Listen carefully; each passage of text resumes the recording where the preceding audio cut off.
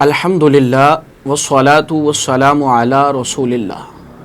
Mindful مسلم plate form پہ آپ کا میزبان محمد مزمل آپ کی خدمت میں حاضر ہے۔ سب سے پہلے پوری مسلم امہ کو مائنڈفل مسلم پلیٹ فارم اور ہماری پوری ٹیم کی طرف سے رمضان المبارک کی آمد ڈھیر ساری دعاؤں کے ساتھ اس مقدس مہینے کا ہم خوش آمدید اس کو کہتے ہیں۔ احباب ذی وقار، روزہ صرف بھوکا رہنے کا نام نہیں ہے، یہ عبادت کی روح۔ روزہ تقوی کا مقام فراہم کرتا ہے جس میں ایک بندہ اپنی خواہشات پر قابو پانے اور اللہ کے قریب ہونے کی کوشش کرتا ہے۔ بھوک اور پیاس صرف جسمانی سطح پر نہیں بلکہ روحانی طور پر بھی ایک آزمائش ہوتی ہے۔ روزہ دار کا دن عام دنوں سے مختلف ہوتا ہے کیونکہ وہ جان بوجھ کر کھانے پینے سے رک جاتا ہے۔ سحری سے لے کر افطار تک وہ ہر لمحہ اللہ کی رضا کے لیے بسر کرتا ہے۔ یہی تقوی کا مقام ہے۔ روزہ رکھنے کا مقصد صرف کھانے سے رکنا نہیں بلکہ ہر برائی سے بچنا اور اللہ کی ناراضگی سے دور رہنا ہے۔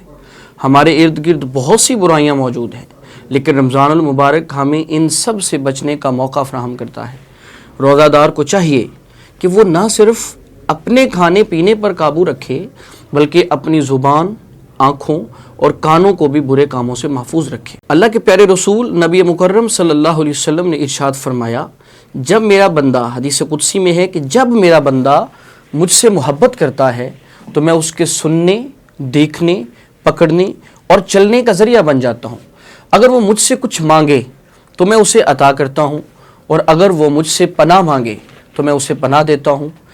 یہ حدیث ہمیں سکھاتی ہے کہ اللہ کے قریب ہونے کے لیے ہمیں اپنی آنکھوں، زبان اور دل کو پاکیزہ رکھنا ہوگا۔ روزے کا اصل مقصد یہی ہے کہ ہم اللہ کے قریب ہوں، جائیں اور تقوی اختیار کریں۔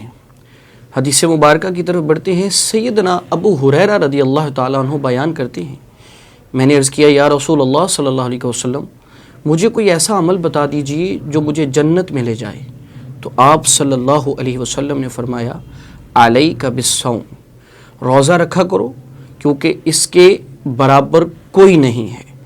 سیدنا ابو امامہ کی روایت کا اگر ذکر کریں، بیان کرتے ہیں کہ رسول اللہ صلی اللہ علیہ وسلم نے فرمایا، کل عمل ابن آدم یضاعف، ابن آدم کے ہر عمل کا اجر کئی گنا بڑھایا جاتا ہے۔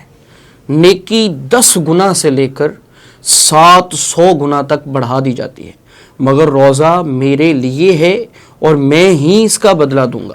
اب اگر اس حدیث مبارکہ پر معزز خواتین و حضرات غور و فکر کریں تو یہاں پہ اگر عام دنوں سے ہٹ کے بات کی جائے، اگر کوئی ایک عمل کیا جاتا ہے تو اس کا ثواب اس ایک عمل کا ہے، لیکن جب رمضان المبارک کا سورج غروب ہوتا ہے، رمضان المبارک قریب تر آتا ہے اور مغرب کا وقت ہوتا ہے، تو وہی ایک عمل اگر ہم کرتے ہیں تو اسے 700 گنا تک بڑھا دیا جاتا ہے۔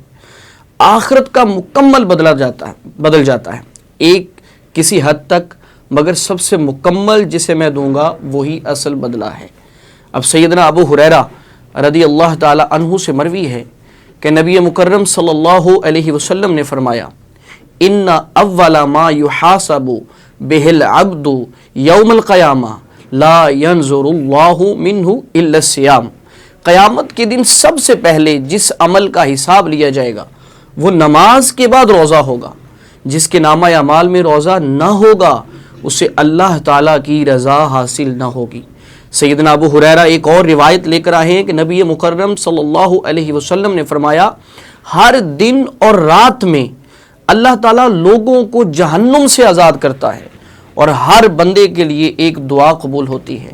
صحیح مسلم کی یہ حدیث مبارکہ میں نے آپ کے سامنے رکھی ہے۔ یہ رمضان المبارک کی برکتوں اور رحمتوں کی طرف ہم کو متوجہ کرنے کے لیے یہ احادیث آپ کے سامنے ذکر کی ہیں۔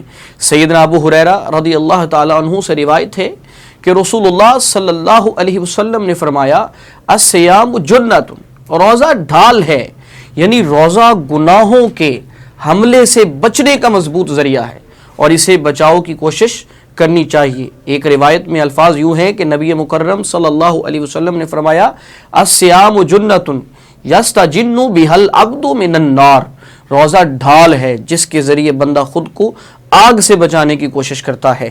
اب حدیث مبارکہ سیدنا عبداللہ ابن عمر رضی اللہ عنہما سے مروی ہے کہ نبی مکرم صلی اللہ علیہ وسلم نے فرمایا۔